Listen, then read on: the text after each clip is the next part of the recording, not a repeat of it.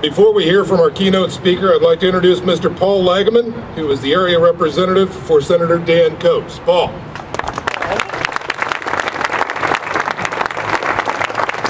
Thank you. Senator Coates is in southern Indiana today and wasn't able to join us, but he asked me to read this letter to all of you.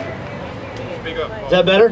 Yeah. All right. Senator Coates is in southern Indiana and asked me to read this letter because he was unable to be here.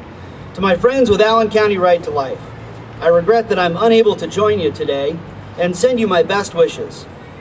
More important than my presence is yours. More prominent than a singular voice is a crowd of many committed defending religious freedom and liberty.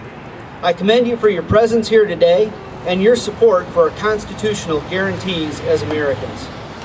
I've met with Bishop Rhodes and other leaders in northern Indiana's faith-based community, and we are in strong agreement that religious liberty, a core American principle that has been sustained for over 200 years, must be protected.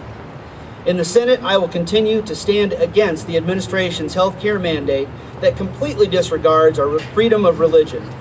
Whether religious employers are forced to pay directly for contraceptives and abortion-inducing drugs or act as facilitators, their religious liberties remains compromised.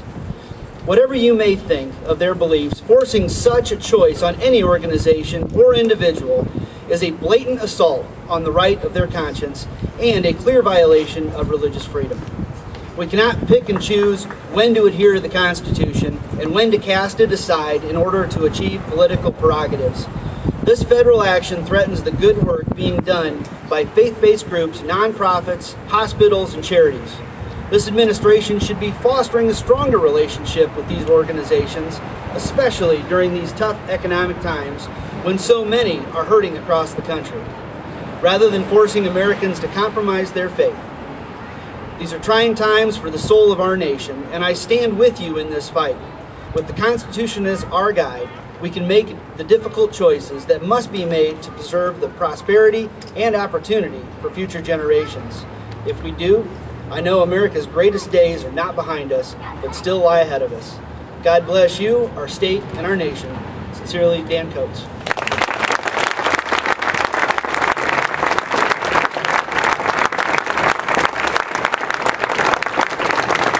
Thank you very much, Paul.